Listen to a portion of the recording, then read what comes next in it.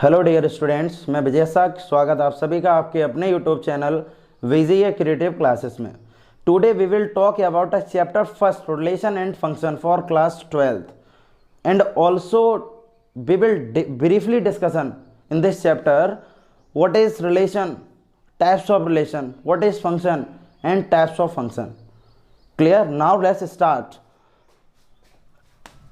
इस चैप्टर में सबसे पहले हम लोग कार्टेशियन प्रोडक्ट के बारे में बात करेंगे और कार्टेशियन प्रोडक्ट से ही हम लोग समझेंगे कि रिलेशन क्या है।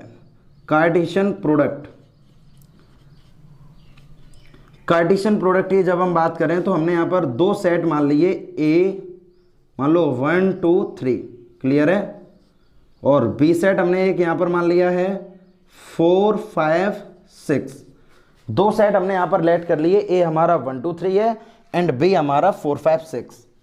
जब यहाँ पर हम ए क्रॉस बी फाइंड आउट जब हम करेंगे तो ए क्रॉस बी का मतलब फर्स्ट एलिमेंट का सेकेंड सेट के साथ रिलेशन होना चाहिए। तो हम यहाँ पर लिख देंगे 1 4 1 5 1 6।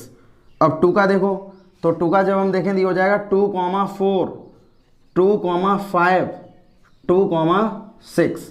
अब 3 का हम देखें 3 4 3 5 3 6। देखो यहाँ से क्लियर है।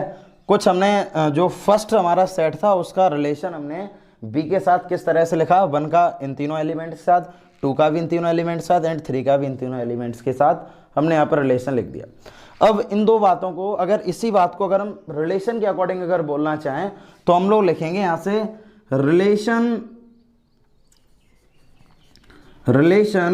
ए to B. Relation A to B, इसको हम लोग इस तरह से और रिप्रेजेंट करते हैं ए टू बी। ये जो आर है यहाँ पर आर वर्ड है रिलेशन, क्लियर है ना। Relation A to B of, या यहाँ पर ये क्या है, ये एक सबसेट है तो लिखो यहाँ पर R the subset of A cross B from, ठीक है, टेकन सम मैनर लिख दो यहां से, टेकन सम मैनर। देखो यहां से हमने यहां पर क्या बात लिखी है कि रिलेशन ए का बी के साथ है, वो भी किसके सबसेट के, ए क्रॉस बी के सबसेट। जब हम लोगों ने ए का बी में मल्टीप्लाई किया, ए क्रॉस बी निकाला, तो ये हमारे सबसेट ही तो हैं, मतलब ए और बी के सबसेट ही तो हैं। सबसेट का मतलब है कि इनिशियली एलिमेंट उसमें लाई करना चाहिए, तब हम लोग उसको सबसेट बोलते हैं। तो subset of A cross B taken some manner. अब इस मैनर वर्ड जो हमने यूज किया यहाँ पर, तो मैनर वो कोई सा भी मैनर हो सकता है। अभी हमने यहाँ पर तो अल्टरनेट मैनर से लिख रखे हैं, हम यहाँ पर ये भी लिख सकते थे कि रिलेशन हमने यहाँ पर निकाला है ए का बी के साथ such that A and B both, ठीक है, both even comma A belongs to, या लिख दो यहां पर for all A belongs to A comma B belongs to B. हम ये मैनर भी लिख सकते थे। देखो ये अपना अलग मैनर है, मतलब यहां पर हमने अल्टरनेट मैनर लिख दिया है कि मतलब 1 का रिलेशन भी बी के साथ होगा, 2 का मतलब every elements of A relates to the every elements of B, मतलब एवरी एलिमेंट्स ऑफ ए का मतलब ए के प्रत्येक एलिमेंट का रिलेशन बी के रिलेशन के साथ होगा, क्लियर है ना। तो ये तो हमारा एक अल्टरनेट मैनर है कि हर एलिमेंट का रिलेशन हर एलिमेंट के साथ होना चाहिए, दैट इज अल्टरनेट रिलेशन। अब दूसरा मैनर क्या हो सकता है, हमने यहाँ पर एक ये सेकंड मैनर लिख दिया एग्जांपल के थ्रू। एग्जांपल से जब हम इसको समझेंगे तो एग्जांपल के थ्रू ये एक हमारा अलग मैनर है। हमने यहाँ पर लिखा है आर ए कॉमा बी, ठीक है, A and B both even, A और बी दोनों ही इवन है, for all A belongs to A B belongs to B. अब इसके अकॉर्डिंग अगर हम यहां पर लिखें तो हम किस तरह लिखेंगे, देखो यहां से अब ए और बी दोनों ही इवन होने चाहिए। तो दोनों इवन का मतलब देखो स्टार्टिंग कहां से होगी 2 से, तो आप यहां से लिखेंगे 2 4, क्यों फर्स्ट हमारा 2 4 इवन है।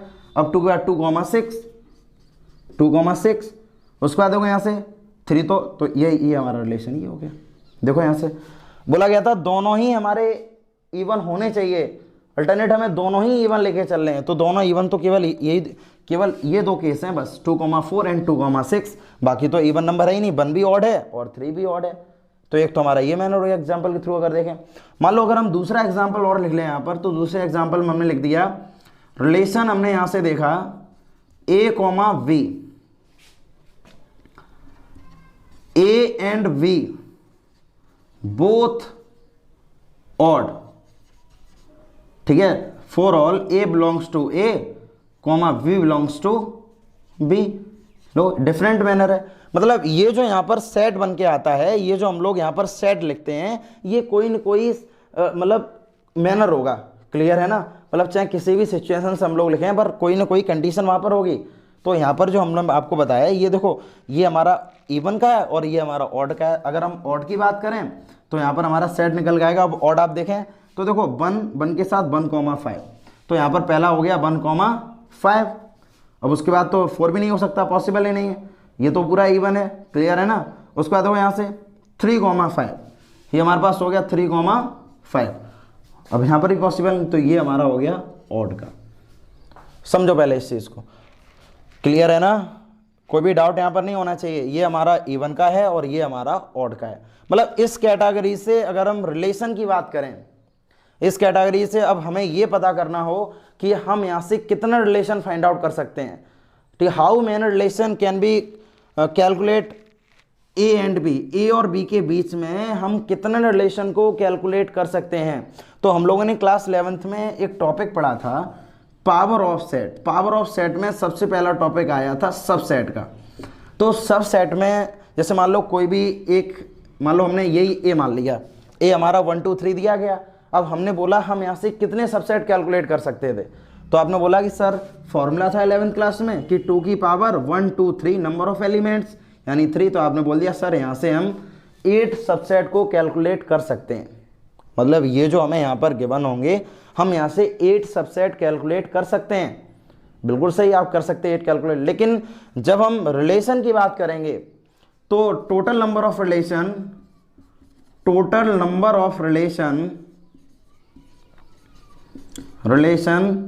ठीक है, A cross B is equal to, तो 2 की पावर, मान लो अब 2 की पावर की हम बात करें तो 2 की power number of A multiply number of B, ये हमारा जनरल फॉर्मूला है। इसको आप चाहो तो इसको आप नोट कर लेना, that is the most important formula to find out the total number of relation.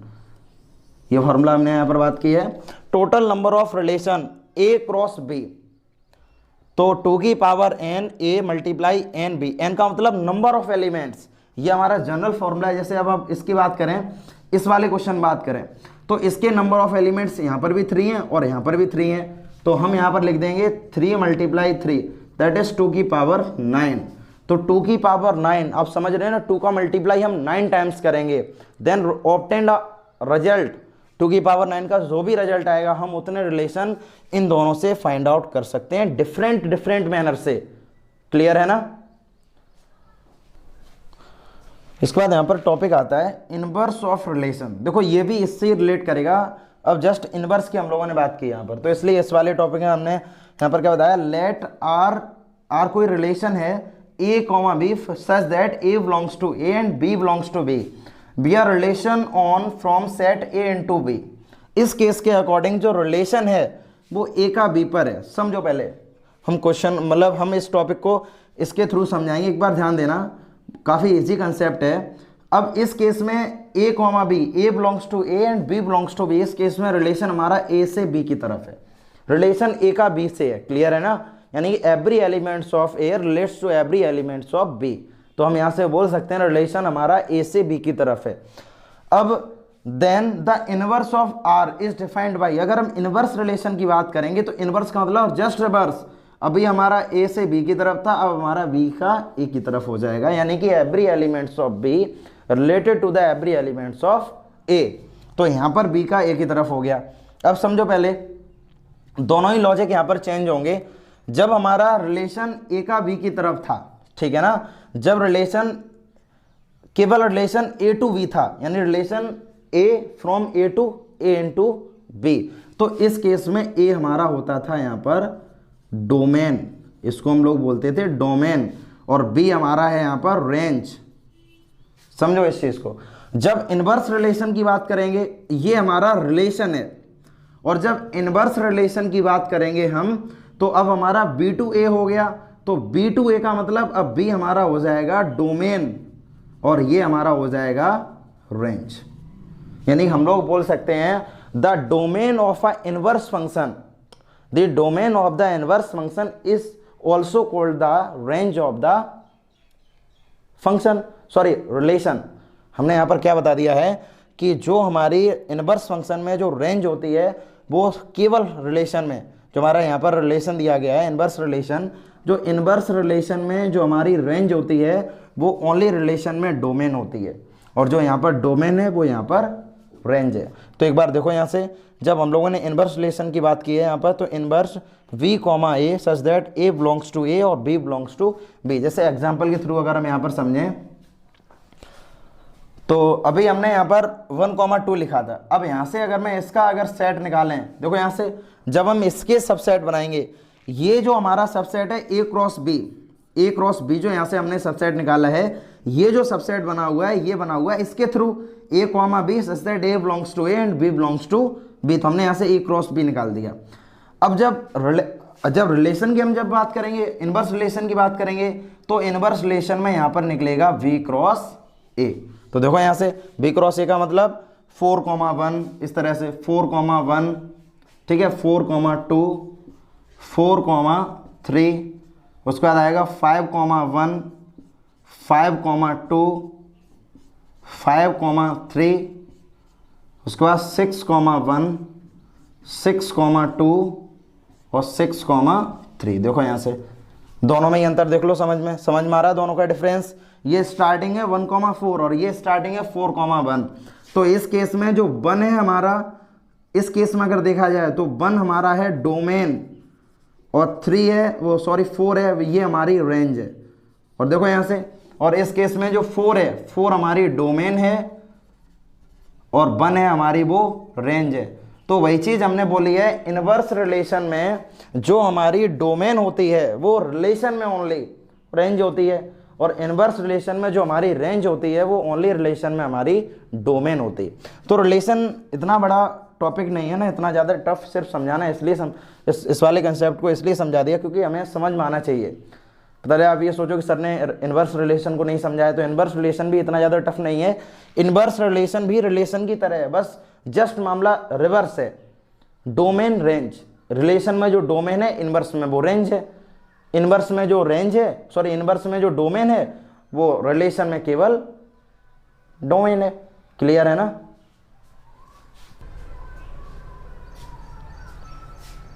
अभी तक हम लोगों ने पढ़ा था रिलेशन क्या होता है, उसके बाद इनवर्स ऑफ रिलेशन। देखो आप सभी को ये पता होना चाहिए, ये क्लास 12th में दूसरा सबसे ज़्यादा टफ चैप्टर है। फर्स्ट हम लोग 3D को मानते हैं, उसमें हम लोग image, water image, mirror image भी वहाँ पर हम कैलकुलेट करते हैं, डीसीज, डीआरस, वेक्टर प्रोडक्ट भी आता है। इसलिए फर्स्ट तो हमारा हम लोग 3D को टफ मानते हैं, ठीक है। उसके बाद सेकंड हमारा कार्टेशियन प्रोडक्ट यानी कि रिलेशन एंड फंक्शन है, वो सिर्फ इसलिए टफ है क्योंकि ये पूरा हमारा थ्योरेटिकल पोर्शन है, और थ्योरेटिकल पोर्शन जिन बच्चों को समझ में आ जाता है उनके लिए तो बहुत ही ज़्यादा सरल होता है, लेकिन जो नहीं समझ पा रहे इसको उनके लिए बहुत ज़्यादा टफ पड़ेगा। हम लोग इसमें एक बाइनरी ऑपरेशन और पढ़ेंगे, तो बाइनरी ऑपरेशन भी हमारा एक टफ चैप्टर है, ठीक है ना।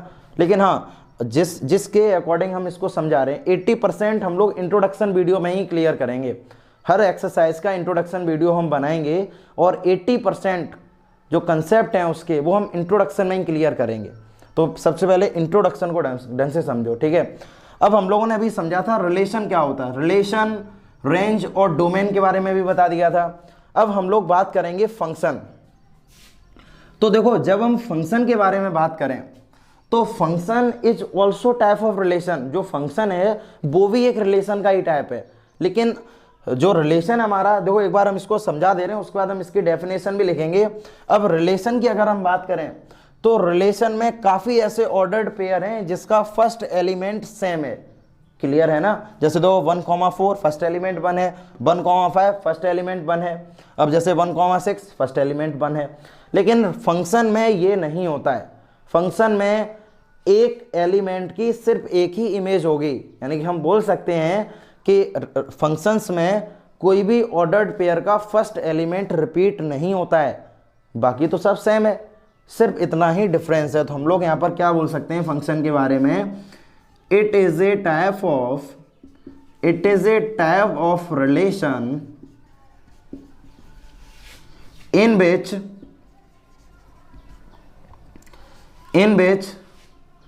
no two ordered pair have same first element,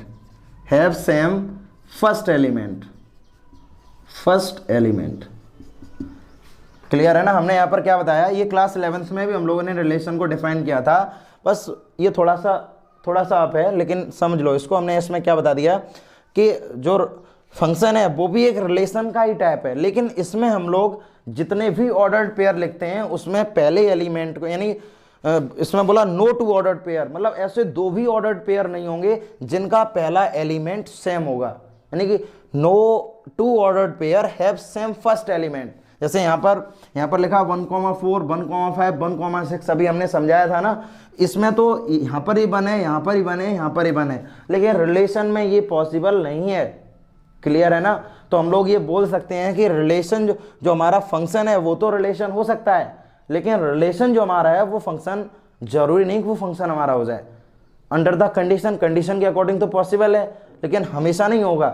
तो हमने यही चीज़, इसका डिफरेंस, अगर हम इसको थोड़ा 11th क्लास की लैंग्वेज में अगर हम इसको डिफाइन करें तो 11th क्लास में हम किस तरह डिफाइन करेंगे इसको, कि each elements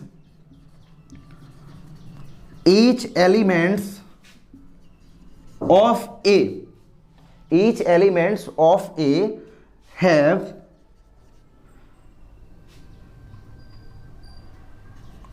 only one image, ठीक है। हमने बोला यहां पर each elements of A only one image, जो एलिमेंट्स ए है, जैसे हमने यहां पर अभी दो सेट ले लिए ए और बी, तो ए का जब फंक्शन यहां से फाइंड आउट करेंगे तो हमने बोला है कि ए के जितने भी एलिमेंट्स हैं इनकी सिर्फ एक ही इमेज होगी, केवल एक ही इमेज। जैसे मान लो एक ही इमेज होगी, अब यहां पर मैंने सिर्फ अभी ए सेट लिया है, क्लियर है ना। अब जब दोनों की अगर हम बात करें, आप यहां पर ये भी लिख सकते हो, each elements of A have only one image to set B, one image to the set B, मतलब बी सेट के साथ केवल एक ही इमेज होगी उसकी। जैसे एग्जांपल के थ्रू इसको समझें, तो एग्जांपल हमने यहां पर एक लिया फंक्शन, देखो फंक्शन को इस तरह लिखते हैं, फंक्शन ए टू बी, इस तरह से हम लोग इसको डिफाइन करेंगे, ठीक है। रिप्रेजेंट करने का मेथड ये है, फंक्शन को कैसे रिप्रेजेंट करते हैं। फंक्शन ए का वी के साथ है, तो हमने ए का वी के साथ फंक्शन जब देखा, तो मान लो एक फंक्शन हमने यहाँ से निकाला, ये है A comma V, such that A is equal to B plus के 3, या V is equal to A plus के 2 for all A belongs to A and v belongs to b, ठीक है। देखो हमने यहाँ पर ये फंक्शन लिख दिया है। अब फंक्शन जब हमने यहाँ पर ये लिखा है, तो जब हम इसको सॉल्व करेंगे, जैसे मानो हमने यहाँ पर a की वैल्यू 1 ले ली है, क्योंकि स्टार्टिंग हमारी a तो यहाँ से दिया गया 1 2 3, तो a की वैल्यू जब आप यहाँ पर 1 लेंगे तो 1 + 2 यानी 3, तो पहला आ गया 1,3। अब जब 1,3 जब हमने यहाँ पर लिखा है, तो ये हमारा b है। पहले एक बार हम इसको लिख रहे हैं, उसके बाद हम बताएंगे क्या सही है क्या गलत है, क्लियर है ना। अब 2 लिखो यहाँ से, तो ये आ जाएगा यहाँ पर 2,4, जब आप 3 लिखेंगे यहाँ पर तो 3,5, क्लियर है। तो 3 तक ही है,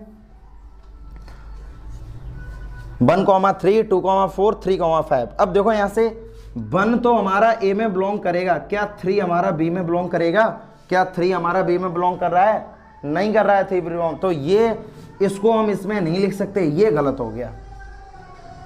इस कंडीशन को भी हमें देखना है कि ए जो एलिमेंट है, फर्स्ट एलिमेंट है, वो ए में बिलोंग करना चाहिए और सेकंड एलिमेंट है वो बी में बिलोंग करना चाहिए।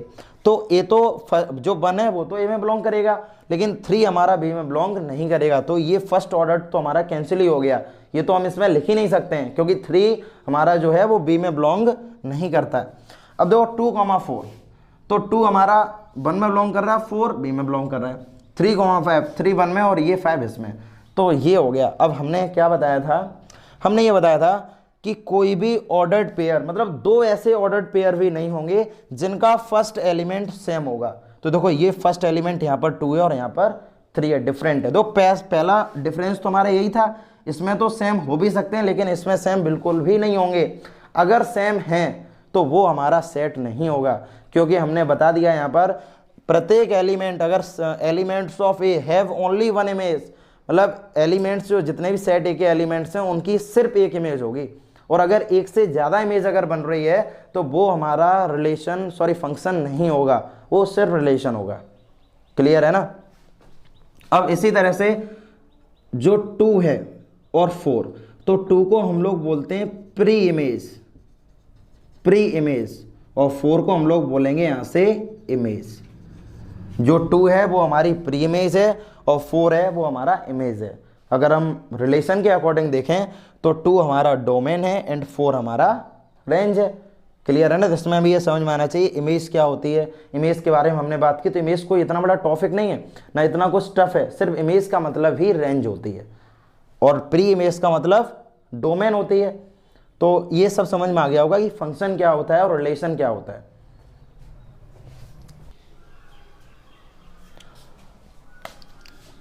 इसके बाद हम लोग पढ़ेंगे रिलेशन और फंक्शन को समझने के बाद अब हम लोग पढ़ेंगे टाइप्स ऑफ रिलेशन। ठीक है, रिलेशन के टाइप्स को अब हम पढ़ेंगे। तो रिलेशन के टाइप्स क्या है, let R be the relation,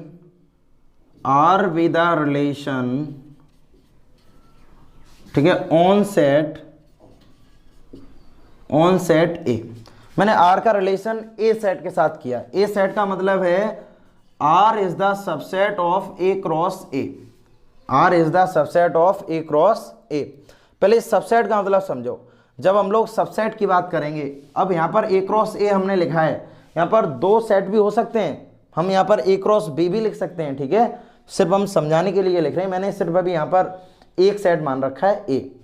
अब इसी के थ्रू हम लोग समझेंगे टाइप्स क्या होते हैं। क्लियर है ना। देखो सबसे पहले सबसेट के बारे में समझ लो। एक बार 11th के टॉपिक पे जाते हैं। जिन स्टूडेंट्स को सबसेट के बारे में पता है ये बहुत अच्छी बात है, और जिनको नहीं पता एक बार क्विक रिवीजन देख लो सबसेट का। मान लो ए हमारे पास यहाँ पर कोई सेट दिया गया 1 2 3, क्लियर है, और बी हमारे पास दिया गया यहाँ पर 2, और सी हमारे पास दिया गया है 2, 3। क्लियर है, ये दिए गए। तो देखो यहाँ से सबसेट का मतलब ये होता है, अब हमने बोला B is the subset of A या C is the subset of A. तो सबसेट का मीनिंग यहाँ पर क्या है कि बी के जितने भी एलिमेंट हैं बी के पास, वो सभी एलिमेंट प्रेजेंट होने चाहिए ए में। अगर ए में प्रेजेंट हैं तो ये सबसेट है, अदरवाइज ये सबसेट नहीं है। सबसेट का मतलब सेट का ये एक छोटा सा पार्ट, जो सेट हमें गिवन होगा उसका एक छोटा सा टुकड़ा, उसको ही हम लोग सबसेट बोलते हैं। तो बी के पास जितने भी एलिमेंट हैं वो अगर ए में प्रेजेंट हैं तो ये बी है वो ए का सबसेट है। सेम कंडीशन यहाँ पर है, सी के जितने भी एलिमेंट हैं वो सभी ए में प्रेजेंट होने चाहिए, और अगर प्रेजेंट हैं तो सबसेट है, अदरवाइज ये सबसेट नहीं है। तो फिलहाल इस केस में देखो यहाँ से 2 है, इसमें प्रेजेंट है, सबसेट है, 2 3 है, इन दोनों प्रेजेंट है तो ये भी सबसेट है और ये भी सबसेट है। सेम कंडीशन यहाँ पर है। जब हमने रिलेशन की बात की है तो R is the subset of A cross A, तो इसका मतलब रिलेशन जो हम निकालेंगे उसके जितने भी सबसेट हैं, सबसेट का मतलब है जो आर है हमारा उसके जितने भी एलिमेंट्स होंगे वो ए क्रॉस ए में लाई होने चाहिए, तभी वो उसका सबसेट होगा। जैसे यहाँ पर फॉर एग्जांपल एक हमने यहाँ पर सेट मान लिया ए, यानी 1 2 3। अब यहाँ पर हम ए क्रॉस ए निकालेंगे, तो ए क्रॉस ए हमने निकाला तो हो गया 1 1 1, क्योंकि ए क्रॉस ए का मतलब ए का मल्टीप्लाई हम लोग 2 टाइम्स करेंगे, और जब 2 टाइम्स अगर इसका मल्टीप्लाई करेंगे तो सेट तो दोनों ही हमारे पास सेम है, 1 2 3 एंड 1 2 3। तो 1 1 1 2 1 3, उसके बाद 2 1 2 2, ठीक है, 2 3, उसके बाद आ जाओ 3 1 3 2 3,3, ये हमने यहाँ से ए क्रॉस ए निकाल लिया। तो टाइप्स ऑफ सेट में सबसे पहला टाइप हमारे पास आता है नल, इसको बोलते हैं वॉइड, या हम लोग बोलते हैं एम्प्टी, एम्प्टी रिलेशन। क्लियर है? हम लोग यहाँ से जब ये हमने जब सबसेट यहाँ पर लिख दिए तो इसका सबसे पहला टाइप हमारे पास आता है नल, वॉइड या एम्प्टी, मतलब तीनों का एक है। नल का मतलब अभी हम लोगों ने मैट्रिक्स में नल मैट्रिक्स पढ़ी थी ना, नल मैट्रिक्स का मतलब है each and every elements only, ठीक है, हैव अ वैल्यू ऑफ 0, प्रत्येक एलिमेंट्स की वैल्यू कितनी होनी चाहिए, वहां पर 0 होनी चाहिए। तो जब 0 की अगर हम बात करेंगे तो अब यहाँ पर एक ऐसा रिलेशन हम लोग बनाएंगे एग्जाम्पल के थ्रू कि वहां पर जो वैल्यू है वो लाई नहीं करनी चाहिए। जैसे हमने यहाँ पर लिख दिया ए क्रॉस बी, तो v is equal to a plus 6, मान लो ये हमने लिख दिया, ठीक है। For all a belongs to a and v belongs to capital V। अब एक बार आप इसको बना के देखें। यहाँ पर जब हम जैसे ही यहाँ पर बनाएंगे रिलेशन, जब इसका हम बनाएंगे तो रिलेशन जैसे ही हमने बनाया तो एक ही जगह पहले 1 रखो, तो जैसे ही हम 1 रखेंगे तो 1,7, ठीक है, 2 रखो इसके पास, तो 2,8, 3 रखो तो 3,9, 4, ठीक है, 3 तक ही है तो 3,9। अब देखो इसके 3 ऑर्डर्ड पेयर निकले हैं, 3 जिसको हम बोलते हैं 3 यहाँ पर। अब रिलेशन का मतलब क्या होता है, स्टार्टिंग में ही मैंने बता दिया है, जो R है वो सबसेट होना चाहिए ए क्रॉस ए का, यानी कि ए क्रॉस ए का ही एक एलिमेंट होना चाहिए। तो यहाँ पर है 1,7, 2,8, 3,9, क्या ये इसमें लाई करेंगे, क्या ये इसमें आ रहे हैं? देखो एक बार 1,7 पॉसिबल ही नहीं है। पॉसिबल क्यों नहीं है? पॉसिबल इसलिए नहीं है क्योंकि ये वाला एलिमेंट जो 1 है, 1 तो बिलोंग करेगा ए में, लेकिन 7 जो है is not belongs to B, 7 हमारा बी में बिलोंग नहीं करेगा। तो ये वाला भी ऑर्डर पॉसिबल नहीं है, ये वाला ऑर्डर भी पॉसिबल नहीं है, और ये वाला ऑर्डर भी पॉसिबल नहीं है। तो इसका मतलब इसके पास केवल एलिमेंट्स कितने होंगे? 0 एलिमेंट्स। 0 एलिमेंट्स यानी इसका रिजल्ट आ जाएगा हमारे पास 5, और 5 represents the null void empty relation. Clear है या नहीं? क्लियर है सभी को? यानी कि हमें इसमें क्या समझना है कि नल वॉइड और एम्प्टी का मतलब है रिलेशन चाहे कोई सा भी हो, चाहे रिलेशन में हम एग्जाम्पल में चाहे कुछ भी लिखें, लेकिन हमें एक ऐसा रिलेशन वहां पर होना चाहिए जो ए क्रॉस ए, यानी कि उसके ऑर्डर्ड पेयर में बिल्कुल भी आना नहीं चाहिए। अगर कोई भी एलिमेंट लाई नहीं करेगा तो वो रिलेशन हमारा नल वॉइड और एम्प्टी रिलेशन ही होगा। हम लोगों ने अभी पढ़ा था नल वॉइड और एम्प्टी रिलेशन। अब इसके बाद सेकेंड रिलेशन हमारे पास आता है universal relation. Universal relation class 11th के टॉपिक को एक बार ध्यान दो। क्लास 11th में आया था यूनिवर्सल सेट। तो यूनिवर्सल सेट में हम लोगों ने उस टाइम क्या पढ़ा था? यूनिवर्सल सेट में पढ़ा था चाहे कोई भी एलिमेंट्स हो वो उसमें आना चाहिए, तभी तो वो यूनिवर्सल होगा। यानी यूनिवर्सल मतलब जैसे मान लो हमने यहाँ पर ले लिया है, कोई भी एक सेट लिया था 1 2 3, ये सेट लिया, क्लियर है। तो अब जब इसका यूनिवर्सल अगर हम लोग निकालेंगे तो हम लोगों ने बोल दिया था यहाँ पर यूनिवर्सल मतलब डायरेक्टली बिलोंग्स टू नेचुरल कर दो, कोई प्रॉब्लम नहीं है, मतलब नेचुरल नंबर यहाँ पर आ जाएगा आंसर इसका। और रियल नंबर भी लिख सकते हो, क्योंकि जिसके पास 1 2 3 आने चाहिए और उसके अलावा और भी एलिमेंट्स हों, ठीक है। ये तो हमारा था सेट के केस में क्लास 11th में, तब हम लोगों ने बोला था इसको ये यूनिवर्सल सेट है। अब जब हम लोग यूनिवर्सल रिलेशन की बात करेंगे तो यूनिवर्सल रिलेशन में हम लोग एक्स्ट्रा एलिमेंट की बात नहीं कर रहे। यहाँ पर तो हम लोग एक्स्ट्रा एलिमेंट भी ले लेते तब भी वो यूनिवर्सल सेट था, लेकिन हम लोग यहाँ पर इस वाले केस में यूनिवर्सल रिलेशन में हम लोग एक्स्ट्रा एलिमेंट की बात नहीं करेंगे। यहाँ पर हम लोग सिर्फ किसकी बात करेंगे यहाँ पर कि ईच एलिमेंट्स ऑफ ए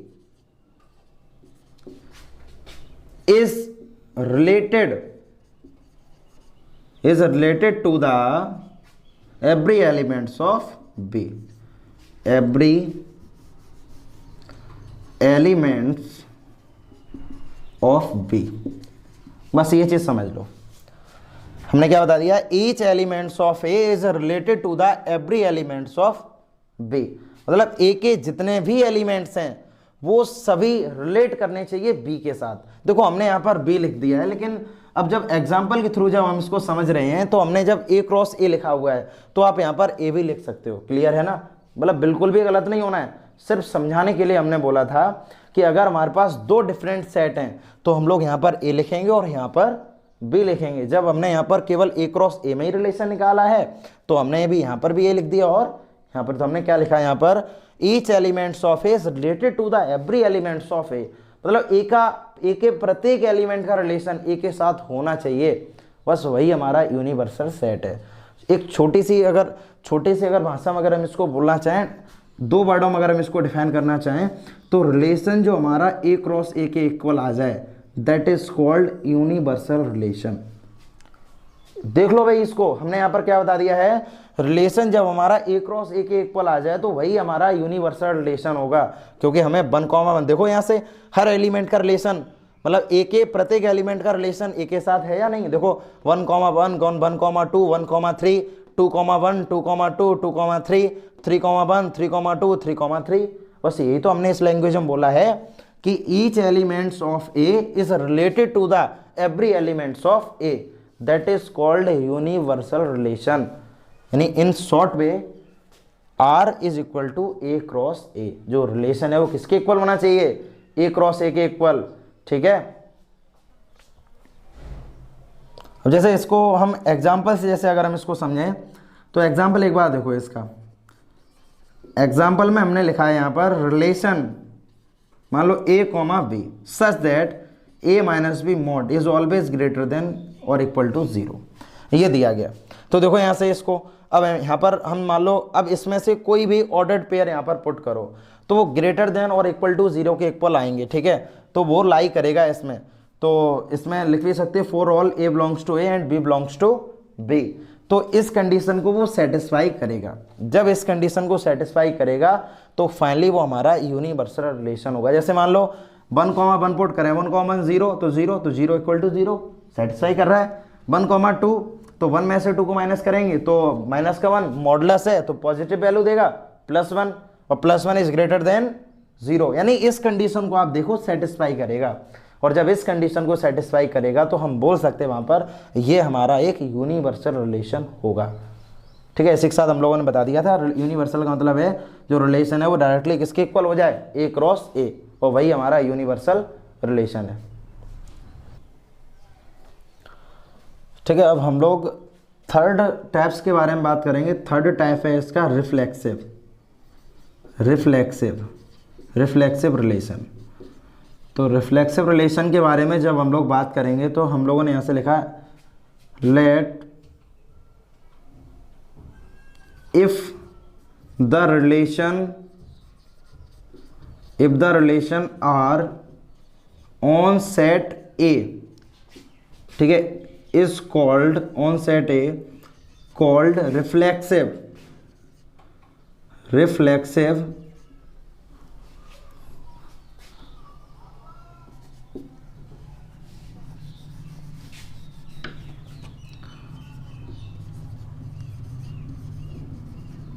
हमने यहां पर क्या बताया है, if the relation R on set A is reflexive. ये रिफ्लेक्सिव कब होगा,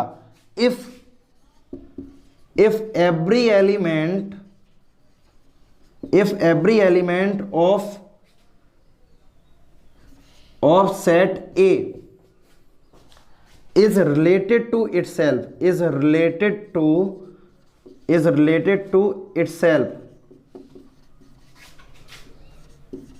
why the relation R।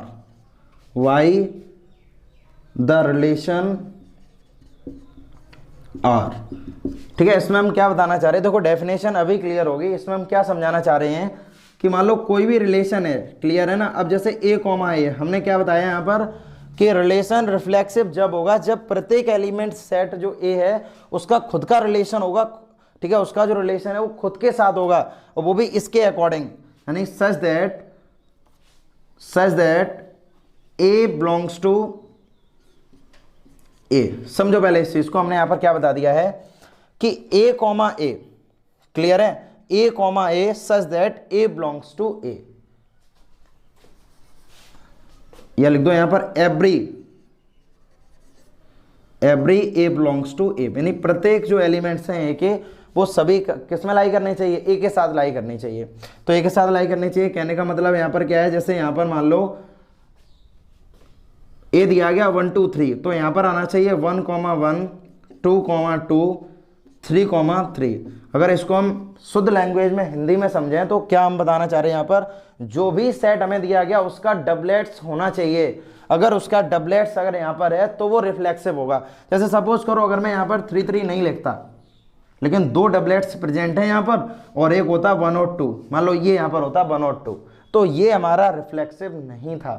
Clear है, क्योंकि हमने यहाँ पर पहले ही बता दिया एवरी ए बिलोंग्स टू ए, मतलब जितने भी एलिमेंट्स ए के जो होंगे वो सभी ए में बिलोंग करने चाहिए, यानी प्रत्येक का डबलेट प्रेजेंट होना चाहिए। डबलेट अब जब यहाँ पर हमने लिख दिया था 3 3, तो अब ये हमारा हो गया रिफ्लेक्सिव। अब जैसे मान लो कोई एग्जांपल यहाँ पर एक हमने और एग्जांपल लिया, जैसे मैंने लिखा 1 1 2 2, ठीक है 2 2, अब यहाँ पर लिख दिया 1 3, मान लो ये हमने लिख दिया। क्लियर है, तो 1 1 2 2 1 3, तो तुमने देखा यहाँ पर कि तुम्हारे पास जो सेट था ये वो 1 2 3 था। क्लियर है, अब 1 1 2 2 और 1 3, मतलब तुम्हारे पास 2 डबलेट तो प्रेजेंट हैं लेकिन 3 3 प्रेजेंट नहीं है, तो ये हमारा रिफ्लेक्सिव नहीं होगा।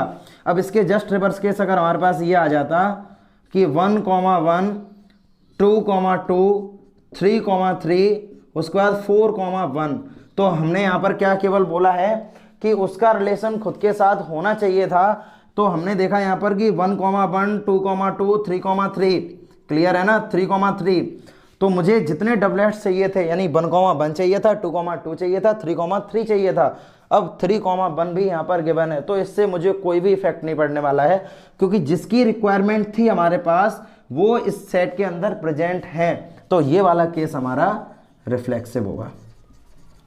समझो इस चीज़ को, जो हम समझाना चाह रहे हैं यहाँ पर। रिफ्लेक्सिव क्या होता है, रिफ्लेक्सिव का मतलब है जो भी सेट हमें वहाँ पर गिवन होगा क्वेश्चन में उसका डबलेट्स प्रेजेंट होना चाहिए। तो डबलेट्स देखो यहाँ पर प्रेजेंट है 1 1 2 2 3 3, यानी एवरी एलिमेंट्स ऑफ ए, जो भी एलिमेंट वहाँ पर गिवन होंगे उन सभी के ही डबलेट्स वहाँ पर प्रेजेंट होने चाहिए। अगर डबलेट्स अगर प्रेजेंट हैं तो हम वहाँ पर बोल सकते हैं कि वो हमारा रिफ्लेक्सिव होगा या रिफ्लेक्सिव नहीं होगा। कुछ एग्जाम्पल ही हमने आपको समझा दिए। अब अच्छा देखो, इस वाले लेक्चर में आज इतना ही हम बताएंगे रिफ्लेक्सिव क्या होता है। आज हमने सिर्फ इतना ही डिस्कशन किया है रिफ्लेक्सिव तक। नेक्स्ट लेक्चर में हम लोग क्या करेंगे, रिफ्लेक्सिव के ही एक कोरिलेशन वर्ड आता है आइडेंटिटी रिलेशन, तो आइडेंटिटी रिलेशन के बारे में भी बात करेंगे। और उसके बाद ठीक है ट्रांजिटिव रिलेशन क्या होता है, सिमेट्रिक रिलेशन क्या होता है, उनके बारे में बात करेंगे। और इस चैप्टर में जो रिलेशन की अगर हम बात करें तो केवल 3 ही रिलेशन मोस्ट इम्पोर्टेंट हैं। एक तो हमने ये वाला बता दिया है रिफ्लेक्सिव रिलेशन, और दूसरा सिमेट्रिक, और तीसरा ट्रांजिटिव। अगर ये हम लोगों ने अच्छी तरह से अगर सीख लिए तो रिलेशन में कोई भी प्रॉब्लम नहीं होनी।